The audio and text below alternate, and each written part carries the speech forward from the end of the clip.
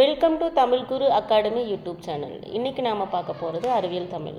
PGTRB news சிலபஸில் கொடுத்துருக்கக்கூடிய தமிழில் அழகு 10 கொடுத்துருக்காங்க. தமிழோடு தொடர்புடைய பிற துறைகள் அதில் பார்த்துக்கிட்டோம்னா இதழ்கள், வானொலி, தொலைக்காட்சி, திரைப்படங்கள், இணையத்தமிழ், கணினித்தமிழ், அறிவியல் தமிழ், தொல்லியல்.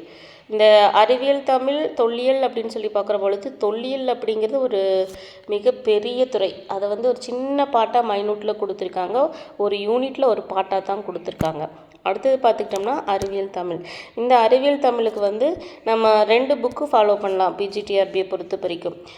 அறிவியல் தமிழ் வாசை குழந்தைசாமி அவர்களுடைய புக்கு. அடுத்தது அறிவியல் தமிழ் இன்றைய நிலையில் முனைவர் ராதா செல்லப்பன் எழுதினது. இவர் தான் எஸ் வையாபுரி பிள்ளையினுடைய பேத்தி.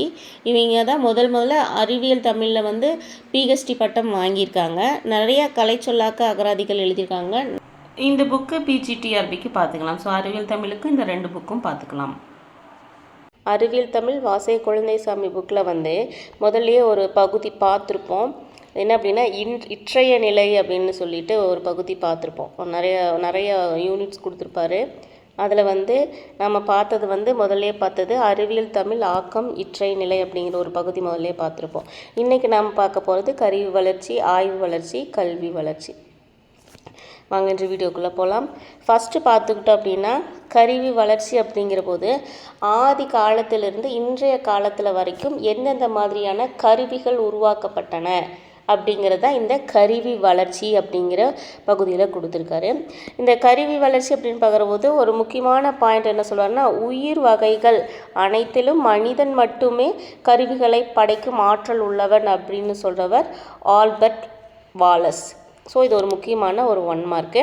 ஆல்பர்ட் வாலஸ் மனிதன் மட்டுமே கருவிகளை படைக்கும் ஆற்றல் உள்ளவன் அப்படின்னு சொல்கிறார். அடுத்தது அந்த கருவிகளை படைக்கக்கூடிய தன்மையை வச்சு அந்த காலங்கள் அந்த காலத்துலேருந்து மனிதன் வாழ்ந்த காலத்தை பிரிச்சிருக்காங்க. அதில் பார்த்துக்கிட்டோம்னா கற்காலம், வெண்கல காலம், இரும்பு காலம் அப்படின்னு 3 காலமாக பிரிச்சிருக்காங்க. மனித சமுதாயத்தின் நாகரிக வாழ்க்கை ஒரு நீண்ட பயணம் அப்படின்னு சொல்கிறாங்க. அந்த பயணத்தில் ஏற்பட்டது தான் பல யுகங்கள், பல கட்டங்கள் அப்படின்னு சொல்லலாம். ஸோ இந்த 3 முக்கிய கட்டங்களாக சொல்லுவாங்க. ஒரு 3 யுகத்தை, வேளாண்மை யுகம், தொழில் யுகம், கல்வி யுகம். இந்த வேளாண்மை யுகம் அப்படிங்கிறது அந்த அதிகாலத்திலேருந்து அந்த மனிதன் தனக்கு தேவையான பொருட்களை உற்பத்தி செய்யணும், பசிக்கு தகுந்த உணவு செய்யணும் அப்படிங்கிறத தயாரிக்கணுங்கிறதுல உருவானது தான் இந்த வேளாண்மை யுகம். இந்த வேளாண்மை யுகத்துக்கு பார்த்துக்கிட்டோம் அப்படின்னா 3 யுகங்களில் ஒரு யுகம் முழுமையாக மறைந்து அதனிலிருந்து இன்னொரு யுகம் தோன்றதில்லை. இப்போ வேளாண்மை யுகம் வந்துச்சு அப்படின்னா அது முடிஞ்சதுக்கு அப்புறம் தான் என்னாச்சு, அந்த தொழில் யுகம் வந்துச்சு அப்படின்னு சொல்ல முடியாது. வேளாண்மை யுகத்தோடு அதனுடைய வளர்ச்சி நிலையில் உருவானதா தொழில் யுகம், அதிலிருந்து உண்டானதா கல்வி யுகம் அப்படின்னு அந்த வளர்ச்சி நிலையை சொல்கிறாங்க.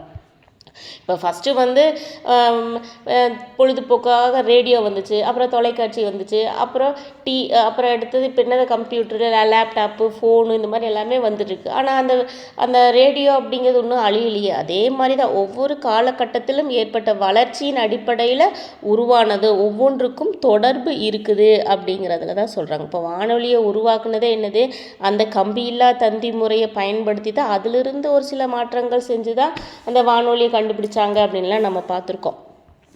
இப்போ இதில் பார்த்துக்கிட்டோம் அப்படின்னா இந்த 3 கட்டங்கள், தொழில் யுகம், கல்வி யுகம், அந்த வேளாண்மை யுகம், இந்த 3 யுகத்தை பற்றி சொல்கிறாங்க. 3ம் ஒவ்வொன்றோடு தொடர்புடையது அப்படின்னு சொல்கிறாங்க. இது எப்படி வளர்ச்சி ஒரு சங்கிலி தொடர் போன்று தான் இருக்குது அப்படின்னு சொல்கிறாங்க. இதே இந்த இன்னொரு கட்டத்தை, ஒரு கட்டத்திலிருந்து இன்னொரு கட்டத்தை பிரித்து காட்டுதல் அப்படிங்கிறது முடியாது அப்படின்னு சொல்கிறாங்க. இது ஏதோ ஒரு மேதை அந்த கலப்பையை கண்டுபிடிச்சா, யார் கண்டுபிடிச்சாங்கன்னு சொல்ல, ஒவ்வொரு அந்த ஆதி காலத்தில் அந்த கலப்பையை கண்டுபிடிச்சாங்க அப்படின்னு சொல்கிறாங்க. அதுலேருந்து பார்த்துக்கிட்டோம்னா அவங்களுடைய உணவை சேமிக்கவும் தொடங்கினாங்க.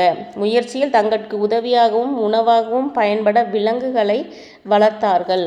அடுத்தது பசுமை தேடி இடம் மாறி நாடோடி வாழ்க்கை நடத்த வேண்டிய நிலையும் மாறி மனிதனுக்கு ஊரமைக்கும் வாய்ப்பு. ஃபஸ்ட்டு நாடோடியாக இருந்தவங்க கடைசியில் என்ன பண்ணாங்க, ஊரமைக்கும் வாய்ப்பும் அவங்களுக்கு ஏற்பட்டது. அதுக்கு தகுந்த செயல்பாடுகளை செஞ்சாங்க. அதுக்கு தகுந்த அளவுக்கு வளர்ச்சி நிலை வந்துச்சு அப்படின்னு சொல்கிறாங்க.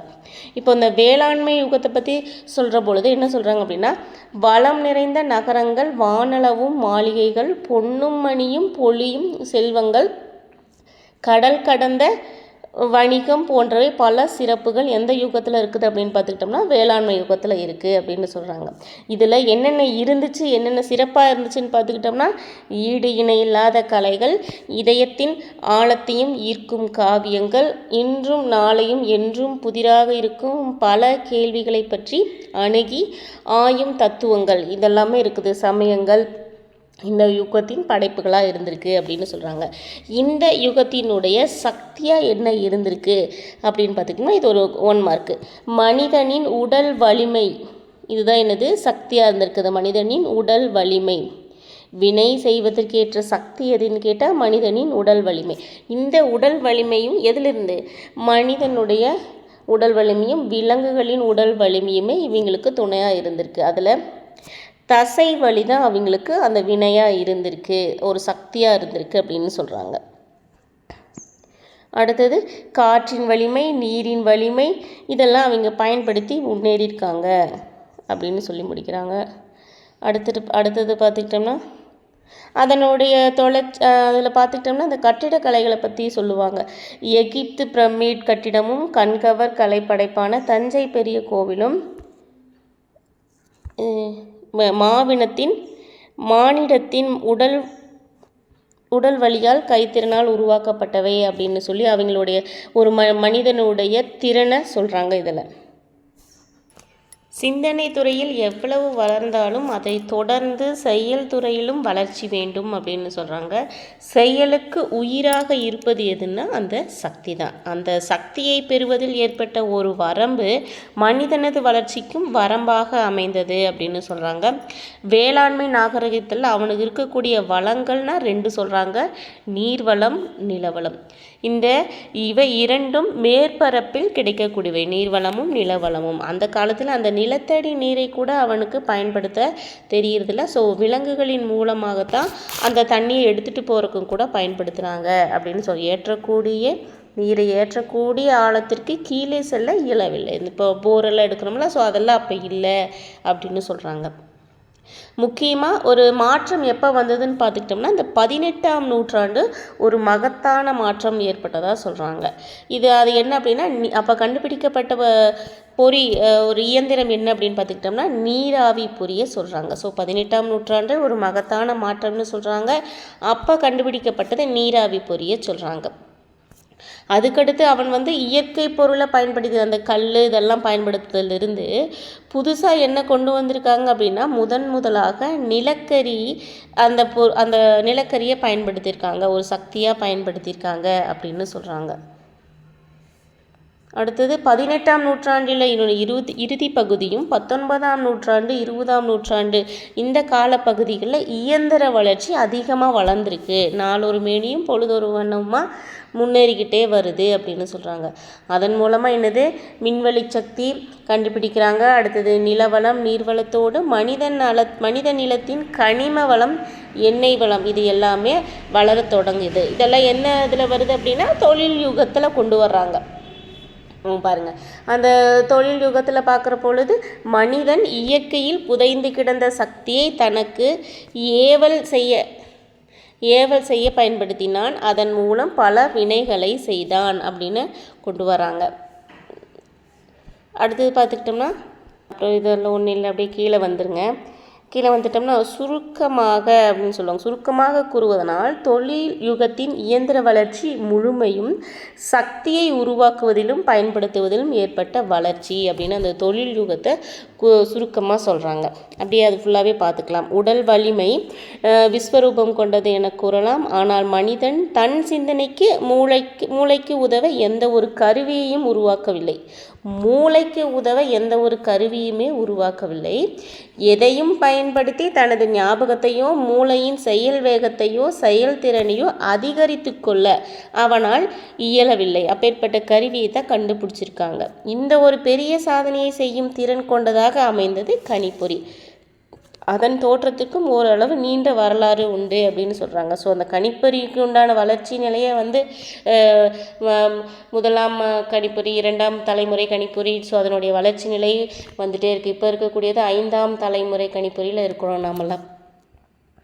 அடுத்தது பார்த்துக்கிட்டோம் அப்படின்னா அந்த கணிப்பொறியினுடைய வளர்ச்சி அப்படின்னு பார்க்குற பொழுது அந்த அந்த கணிப்பொறியினுடைய திறன் எப்படிப்பட்டதுன்னு பார்க்குற பொழுது ஒரு நொடியில் 300 கோடி கூட்டல்களை ஒரு கணிப்பொறியால் போட முடியும். அதனுடைய மெமரியில் வந்து என்ன பண்ணலான்னா ஒரே நேரத்தில் 100 கோடி சொற்களை, தகவல்களை செயற்படுத்த முடியும் அப்படின்னு சொல்கிறாங்க. அந்த காலத்தில் செயல்பட்ட ஸ்டோரேஜை பற்றி சொல்கிறாங்க. அடுத்தது பார்த்துக்கிட்டோம்னா இதுலேயே சொல்லுவாங்க 3.5 அங்குல சதுர அளவு கொண்ட ஒரு மின் காந்த வட்டில் எத்தனை கோடி சொற்களை எழுதி வைக்கலாம்னு பார்த்துக்கிட்டோம்னா 20 கோடி சொற்களை எழுதி வைக்கலாம் அப்படின்னு சொல்கிறாங்க. அடுத்தது அந்த டிவிடி, அதில் எவ்வளோ சேமித்து வைக்கலாம் அப்படின்னா இது டிவிடி அந்த ரோம் என்னும் புதுவகை இலக்க ஒளியியல் வட்டில் 1700 கோடி சொற்கள் வரை எழுதி சேகரிக்க முடியும். இது அந்த காலத்தில் அப்படி சொல்லியிருக்காங்க. இப்போ அப்படிலாம் இல்லை.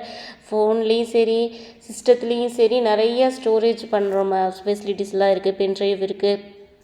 பென்ட்ரைவ்லேயே ஒவ்வொரு இது இருக்குது, ஸ்டேஜஸ் இருக்குது. அடுத்தது பார்த்துக்கிட்டோம்னா மின்னச்சு பொறிகளை கொண்ட நிமிடத்திற்கு 18,000 வரிகள் வரை மிக உயர்ந்த புகைப்பட தரத்திற்கு இணங்க அச்சிட்டு பெற முடியும் அப்படின்னு சொல்கிறாங்க. அடுத்து அப்படியே கீழே வந்துக்கிட்டோம்னா தொழில்நுட்பத்திற்கும் கல்வி யுகத்திற்கும் என்ன வேறுபாடு அப்படின்னு சொல்லுவாங்க. என்ன அப்படின்னா தொழில்நுட்பத்தில் வந்து நம்ம பல கருவிகளை பயன்படுத்துகிறோம், கல்வி யுகத்துலேயும் பல கருவிகள் பயன்படுத்துகிறோம். ஏன் இதையை தனியாக பிரித்து வச்சாங்க அப்படின்னு கேள்விகள் எழலாம் அப்படின்னு சொல்கிறாங்க. ரெண்டுலேயுமே இயந்திரம் இருக்கே, ஏன் இப்படி தனியாக பிரித்து வச்சாங்க அப்படின்னு பார்த்துக்கிட்டோம்னா இந்த தொழில்யுக பொறிகள் அனைத்தும் சக்தி பெருக்கம், சக்தி மாற்றம் ஆகியவற்றுக்கு பயன்படுத்தப்பட்டவை. உற்பத்தி பெருக்கத்துக்காக பயன்படுத்தியிருக்காங்க, அதனுடைய மாற்றத்திற்காக பயன்படுத்தியிருக்காங்க.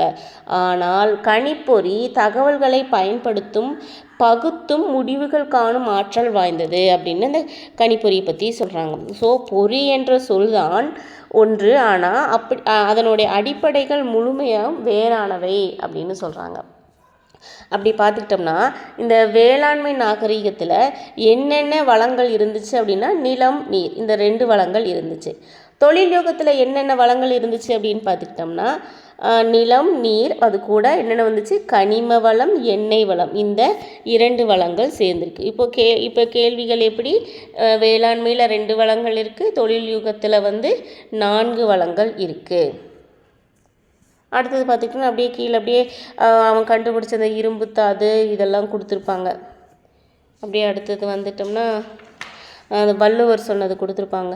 அறிவுடை, அப்போவே சொல்லிட்டார் வள்ளுவர், 2000 ஆண்டுகளுக்கு முன்பே வள்ளுவர் சொல்லிட்டார், அறிவுடையார் எல்லாம் உடையார் அப்படிங்கிறத உணர்த்தக்கூடிய வகையில் தான் இப்போ அறிவியலினுடைய திறன் இருக்குது அப்படின்னு சொல்கிறாங்க. நீரிலா வளமும் நன்செய் நிலமிலா விளைவும் நூற்ற நாரிலா உடையும் பழம்பொன் நலமிலா தொழிற்படைப்பும் வேரிலா நாற்றும் நெஞ்சம் விளைவன யாவும் சேர்ப்பார் கூறிய மதியும் ஆய்வும் கொள்கையும் கொண்ட வல்லோர் என்பது உண்மை அப்படின்னு சொல்கிறாங்க. ஸோ அறிவியல் தமிழினுடைய வளர்ச்சியை சொல்கிறாங்க. ஒரு மனித சமுதாயத்தின் முக்கியமான கருவியாக இருக்கிறது மொழி தான். ஸோ அந்த மொழியை பயன்படுத்தக்கூடிய திறனில் தான் இருக்குது அதனுடைய முன்னேற்றம்.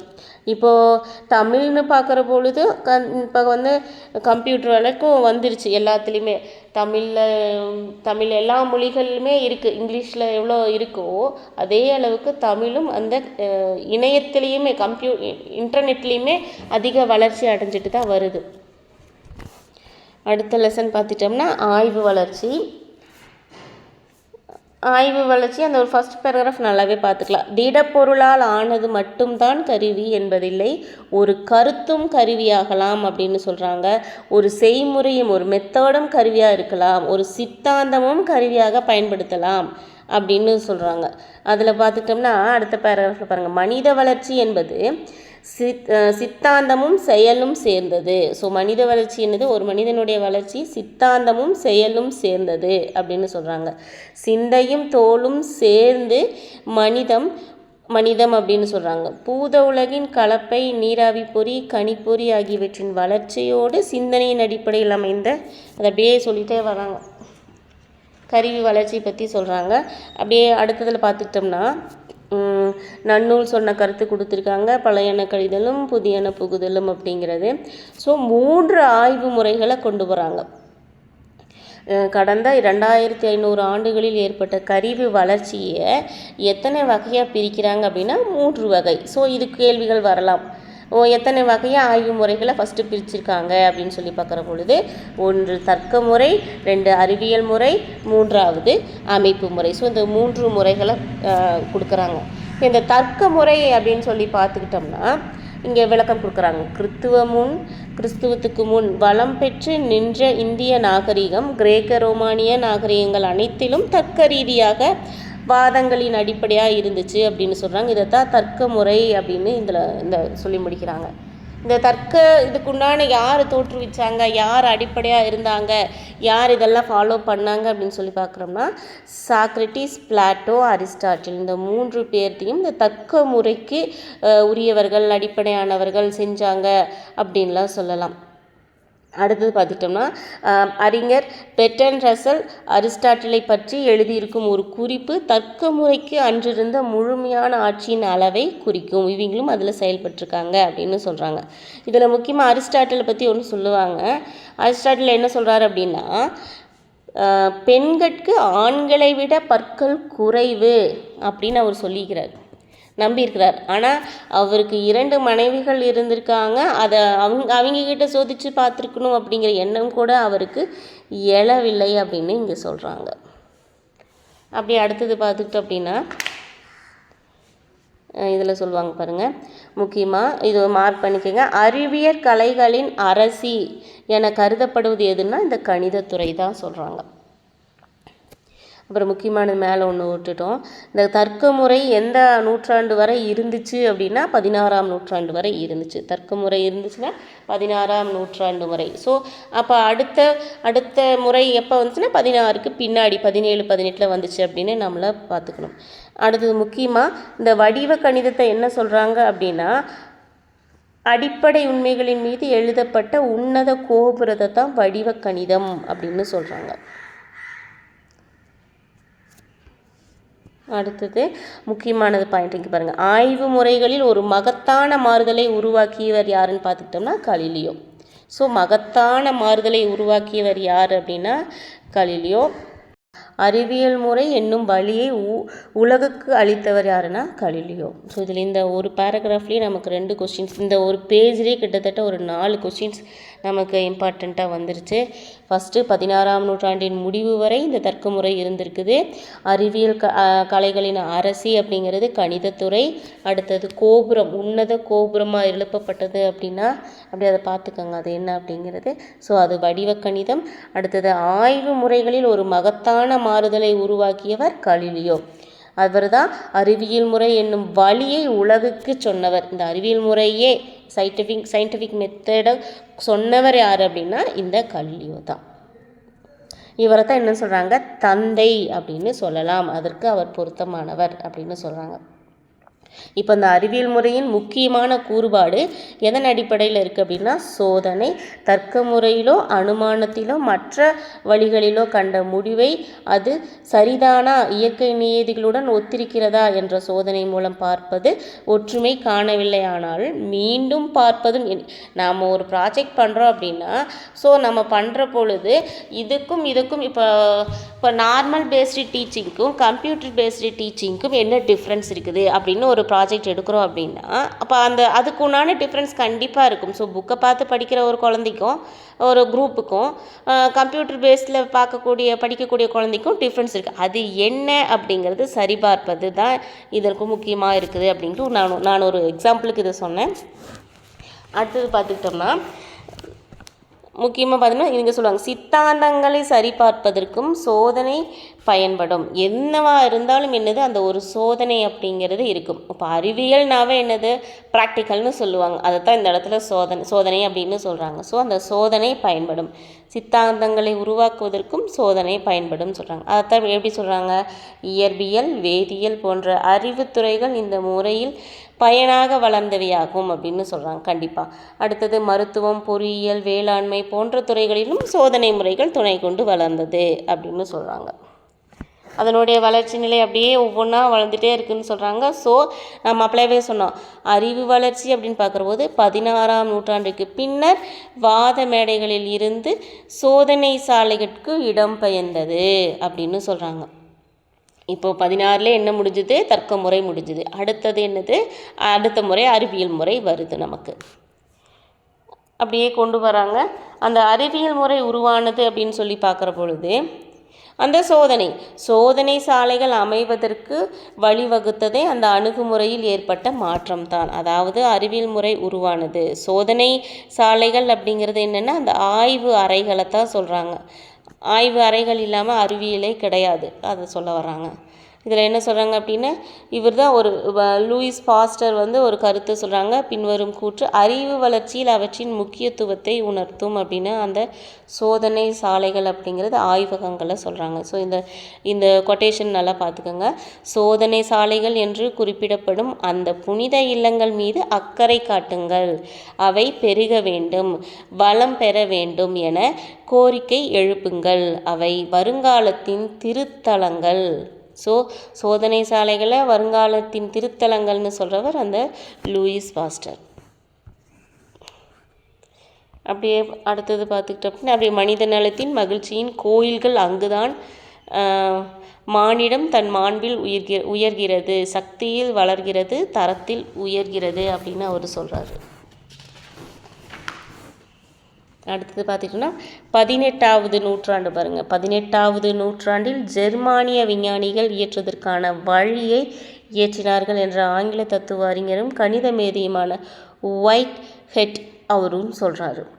இதுக்கு முக்கியமான வளர்ச்சி நிலையை சொல்கிறாங்க. அடுத்தது இப்போ இந்த சோதனை சாலையை பார்த்துக்கிட்டோம் அப்படின்னா அது ஒரு புதிய கருவியாக இருந்திருக்கு அப்படின்னு சொல்கிறாங்க. 18ஆம் நூற்றாண்டில் ஏற்பட்ட தொழிற்புரட்சிக்கும் அதன் காரணமாக அமைந்த தொழில் நாகரிகத்திற்கும் இந்த புதிய அணுகுமுறை சோதனையின் துணை கண்ட இப்பாதை ஒரு கருவியாக இருந்திருக்கு அப்படின்னு சொல்கிறாங்க. அடுத்தது பார்த்துக்கிட்டோம்னா இதையவே இந்த சோதனையவே பாருங்கள், வாழ்க்கையே ஒரு சோதனை சாலை அப்படின்னு சொல்கிறாங்க. அனுபவம் அதில் கிடைக்கும் தகவல். ஸோ அனுபவம் அந்த சோதனை சாலையின் மூலம் கிடைக்கக்கூடிய ஒரு தகவல் பலருக்கும் பொதுவான ஒரு அனுபவமே வாழ்வியலாக உருப்பெறுகிறது அப்படின்னு சொல்கிறாங்க. அப்படியே கீழே வந்துட்டோம்னா இந்திய பண்பாடு தலை சிறந்து விளங்கிய காலத்திலும் சீன நாகரிகத்திலும் எகிப்திய நாகரிகத்திலும் கிரேக்க ரோமானிய நாகரிகங்களிலும் பல மேதைகள் மாமேதைகள் வந்திருக்காங்க, மறைஞ்சிருக்காங்க. அப்படி இருந்தாலும் 18, 19, 20ஆம் நூற்றாண்டில் ஏற்பட்ட இந்த அறிவு புரட்சி அதற்கு முந்தைய காலங்களில் ஏற்படவில்லை அப்படின்னு சொல்கிறாங்க. அப்படியே கீழே பார்த்துக்கிட்டோம்னா அந்த 17வது நூற்றாண்டு வரை அறிவு வளர்ச்சிக்கு இந்த சோதனை சாலை அப்படிங்கிற ஒரு கருவி கிடைக்கல அப்படின்னு சொல்கிறாங்க. அதுக்கு முன்னாடி ஒரு பாயிண்ட்ஸ் விட்டுட்டோன்னு பாருங்கள். அவர்களுக்கு காரணம் இப்போ பார்த்துக்கிட்டோம்ல. ஸோ அந்த அறிவு புரட்சி அதற்கு முந்தைய காலங்களில் இல்லை அப்படின்னு சொல்லிட்டாங்க. அன்றைய அறிஞர்களின் ஆற்றல் குறைவானது என்பது அன்று, அவர்களுக்கு அறிவியல் முறை என்னும் இந்த ஆய்வுக்கருவி கிடைக்கவில்லை. அதைத்தான் இங்கே கீழே சொல்கிறாங்க. 17ஆம் நூற்றாண்டு வரை அந்த ஆய்வுக்கருவி கிடைக்கல அப்படின்னு சொல்கிறாங்க. அடுத்தது பார்த்துக்கிட்டோம் அப்படின்னா இந்த அறிவியல் முறை எப்போ பயன்பாட்டுக்கு வருது அப்படின்னா முக்கியமான கொஸ்டின் 20ஆம் நூற்றாண்டின் முற்பகுதி வரை பயன்படுத்தப்பட்டு வந்தது. ஸோ இந்த அறிவியல் முறை எந்த நூற்றாண்டு வரை பயன்படுத்தப்பட்டு வந்தது அப்படின்னா 20ஆம் நூற்றாண்டு வரை. ஸோ 20ஆம் நூற்றாண்டில் தான் அறிவியல் முறை. அதுக்கு முன்னாடி நாம் பார்த்தோம் எந்த நூற்றாண்டு வரை அந்த தர்க்க முறை இருந்துச்சு அப்படின்னு சொல்லி பார்த்தோம். அது 16ஆம் நூற்றாண்டு வரை. ஸோ அந்த 3 முறையில் நல்லா ஞாபகம் வச்சுக்கிறோம். அடுத்தது பார்த்துக்கிட்டோம் அப்படின்னா இதிலே பாருங்கள் அந்த முன்னேற்றம் அந்த அறிவியல் எப்படி வளர்ச்சி அடைந்தது அப்படின்னு பார்த்துக்கிட்டோம்னா இயற்பியல் வேதியியல் போன்ற துல்லியமான அறிவியல் துறைகள் வந்திருக்கு அப்படின்னு சொல்கிறாங்க. அப்புறம் உயிரியல் துறை, அப்புறம் ஏகதேச அறிவியல், இப்போ சமூக அறிவியல் இந்த மாதிரி வளர்ச்சி அடைகிறத சொல்கிறாங்க. அடுத்தது பாருங்கள், முக்கியமான பாயிண்ட். இரண்டாவது உலகப் போருக்கு பின்னர் ஏற்பட்ட வளர்ச்சிகளுக்கும் தேவைகளுக்கும் இம்முறை போதாதாயிற்று. ஸோ இரண்டாம் உலகப் போருக்கு பின் இதனுடைய வளர்ச்சி நிலை இன்னும் தேவைப்படுகிறது. அதன் அடிப்படையில் உருவாகிறதா எனது அமைப்பு முறை. ஸோ நம்மளுடைய 3 முறைகள் வந்தாச்சு. அறிவியல் முறை, அமைப்பு முறை, அதுக்கு முன்னாடி தர்க்க முறை. இப்போ இந்த அறிவியல் முறைக்கும் அதை எப்படி டெஃபினிஷன் பண்ணுறாங்க அப்படின்னு பார்க்குற பொழுது, அறிவியல் முறை குறிப்பாக இயற்கையில் பஞ்சபூதங்களின் நிகழ்வுகளை ஆராய பயன்படுத்தப்பட்டது அப்படின்னு சொல்கிறாங்க. கணிதத்தை பயன்படுத்தி விவரிக்கப்படக்கூடிய செயல்முறைகளுக்கு நிகழ்வுகளுக்கு இம்முறை மிகவும் ஏற்றது அப்படின்னு இந்த முறையை சொல்கிறாங்க. அப்படி இந்த அமைப்பு முறைக்கு ஒரு பேராகிராஃப் கொடுத்துருப்பாங்களே. ஓர் அமைப்பை எப்படின்னு சொல்கிறாங்க பாருங்கள். ஓர் அமைப்பை முழுமையாக எடுத்து அதன் உறுப்பு நிலையிலும் அதன் அமைப்பு நிலையிலும் ஆய்வதற்கு அமைப்பு முறை பயன்படுகிறது. ஓர் அமைப்பை தனித்தனி உறுப்பாக எடுத்து ஆயும் பொழுது அந்த உறுப்பை பற்றிய தகவல் மட்டுமே கிடைக்கிறது. இப்போ நம்ம ஆராய்ச்சி அறிவியல் அப்படின்னு சொல்லி பார்க்குற பொழுது என்ன பண்ணுவோம்? ஸோ ஒரு கருதுகோளை உருவாக்குவோம், அந்த கருதுகோளுக்கு உண்டான முறையை பயன்படுத்துவோம். ஸோ அதன் மூலம் என்ன ரிசல்ட் கொடுக்கறது அப்படிங்கிறத என்னது ஆராய்ச்சி. அதுதான் இந்த இடத்துல சொல்கிறாங்க. அப்படியே அடுத்தது பார்த்துக்கிட்டோம் அப்படின்னா, முக்கியமானது இதில் வந்து எல்லா லைனுமே இம்பார்ட்டன்ட். இந்த 2 பேராகிராஃப் பார்த்திங்கன்னா ரெண்டுமே இம்பார்ட்டன்ட் பேராகிராஃப்னு சொல்லலாம். பாருங்கள், அப்படியே பார்த்து தரலாம். தர்க்க முறையானது வடிவ கணிதம், குறியீட்டு கணிதம் போன்ற துறை வளர்ச்சிக்கும் சில தத்துவ விசாரணைகளுக்கும் மட்டுமே பயன்படுத்தத்தக்கதாக இருந்தது. ஸோ தர்க்க முறை எதுக்கு பயன்படுத்தியிருக்காங்க? வடிவ கணிதம், குறியீட்டு கணிதம், அடுத்தது அவ்வளோதான். அந்த தத்துவ விசாரணைகளுக்கு 3க்கும் இதை பயன்படுத்தியிருக்காங்க தர்க்க முறையை. அடுத்தது 17வது நூற்றாண்டில் உருவான அறிவியல் முறை இயற்பியல், வேதியியல், துல்லியமான அறிவியல் துறைகளுக்கும் உயிரியல் போன்ற தோராயமான அறிவியல் துறைகளுக்கும் பொறியியல், மருத்துவம், மேலாண்மை இந்த அறிவியல் துறையினுடைய அப்படியே வளர்ச்சி நிலை என்னென்ன அப்பளவே பார்த்தோம். நம்ம இயற்பியல், வேதியியல், அறிவியல், உயிரியல்னு பார்த்தோம்னா அதே அந்த வளர்ச்சி நிலையத்தை மறுபடியும் இந்த இடத்துல சொல்கிறாங்க. அடுத்து பாருங்கள், அமைப்பு முறை பொதுவாக சில நிறை குறைகளோடு எல்லா துறைகளிலும் பயன்படத்தக்கதாக இருக்குது. இந்த அமைப்பு முறையில் ஒரு சில நிறை குறைகள் இருக்குது, ஆனால் அது எல்லாத்துலேயுமே பயன்படத்தக்கதாக இருக்குது அப்படின்னு சொல்கிறாங்க. இப்போ அந்த தர்க்கமுறை எதுக்கு வருது அப்படின்னு பார்த்துக்கிட்டோம். 17வது நூற்றாண்டில் அறிவியல் எப்படி வளர்ச்சி அடைஞ்சிருக்கு அப்படின்னு பார்த்துக்கிட்டோம். அமைப்பு முறை எப்படி செயல்படுதுன்னு பார்த்துட்டோம். அடுத்தது தர்க்க முறை பெரும்பாலும் கீழை நாடுகளிலும் கிரேக்க ரோமானிய நாகரிகங்களிலும் உருவானது. ஸோ தர்க்க முறை எங்கே உருவானது அப்படின்னு கேட்டால் இந்த 3. அடுத்தது அறிவியல் முறை ஐரோப்பாவில் உருவானது.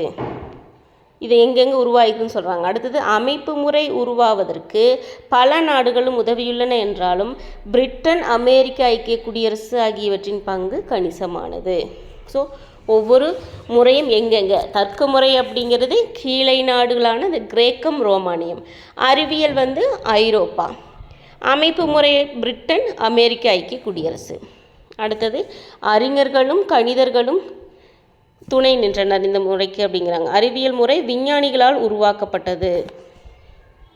அமைப்பு முறை உருவாவதற்கு கணிதத்திறன் பெற்ற பொறியியல் தொழில்நுட்பத்தினர் முக்கிய காரணமாக இருந்தது அப்படின்னு சொல்கிறாங்க. ஸோ நம்ம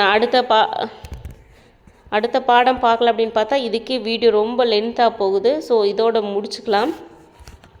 அடுத்த வீடியோவில் கல்வி வளர்ச்சியை பார்த்துக்கலாம். இன்னொரு லெசன் சேர்த்து அடுத்த லெசனை சேர்த்து பார்த்துக்கலாம். இப்போ இது வரைக்கும் என்ன பார்த்துருக்கோம் அப்படின்னா 2 லெசன் பார்த்துருக்கோம். இதில் முக்கியமாக இந்த செகண்ட் லெசனில் 3 முறைகள் தர்க்க முறை, அமைப்பு முறை, அறிவியல் முறை இந்த 3 முறைகளை பார்த்துருக்கோம். இப்போ அந்த லாஸ்ட் பேராகிராஃப் இம்பார்ட்டன்ஸ் நல்லா பார்த்துக்கோங்க. தர்க்க முறை எங்கே வந்துச்சு, அறிவியல் முறை எங்கே வந்துச்சு, அமைப்பு முறை எங்கே வந்துச்சு அப்படிங்கிறது இந்த தர்க்க முறையினுடைய வளர்ச்சி. ஸோ அது அப்படியே பின்னாடி இருந்து போனோம் அப்படின்னா அமைப்பு முறையினுடைய விளக்கம் கொடுத்துருக்காங்க. அந்த அறிவியல் முறையினுடைய வளர்ச்சி நிலைகளெல்லாம் இதில் கொடுத்துருப்பாங்க. அடுத்தது எப்படி அந்த அமைப்பு முறை, அறிவியல் முறை எது முடிஞ்சு எது வருது அப்படிங்கிறது அதில் பார்த்தோம். சோதனை சாலைகள் பற்றி பார்த்தோம். யார் சொல்கிறாங்க அப்படின்னா பாஸ்டர் சொன்ன கருத்தை பார்த்தோம். அறிவியலினுடைய வளர்ச்சியை பார்த்தோம். ஸோ அப்படியே பார்த்துட்டே வந்தோம். இந்த 3 முறைகள் பார்த்தோம். இந்த லெசனில் என்ன பார்த்தோம் அப்படின்னா அந்த தகவல்கள் பற்றி பார்த்தோம். என்ன வேளாண்மை யுகம், தொழில் யுகம், இதனுடைய வளர்ச்சி, கணிப்பொறி இதெல்லாம் பார்த்தோம். நீராவி இயந்திரம் அந்த 16ஆம் நூற்றாண்டுக்கு அப்புறம் வருது அப்படிங்கிறதெல்லாம் பார்த்தோம். ஸோ இதிலுக்கு இப்போ மேக்ஸிமம் பார்த்துக்கிட்டோம் அப்படின்னா நம்ம ஓவராலாக இந்த அறிவியல் தமிழை ஃபுல்லாக முடிச்சுட்டு வாசை குழந்தைசாமி புக்கை ஃபுல்லாக முடிச்சுட்டு ஒரு வீடியோவில் அதில் இருக்கக்கூடிய கொஸ்டின்ஸ் மட்டும் ஒரு வீடியோவில் பார்த்துட்டோம் அப்படின்னா இந்த அறிவியல் தமிழ் முடிஞ்சுது. அதே மாதிரி ராதா செல்லப்பன் அவர்களுடைய புக்கும் வீடியோவில் பார்த்துட்டோம் அப்படின்னா அதுலேருந்து ஒரு கேள்விகள் கேட்குற பொழுது அதை ஒரு வீடியோவை பார்த்தோம்னா ஸோ ஒரு 5 வீடியோவில் வந்து நம்ம என்ன பார்த்துடலாம் அப்படின்னா அறிவியல் தமிழ் டாப்பிக்கவே நம்ம முடிச்சிடலாம்.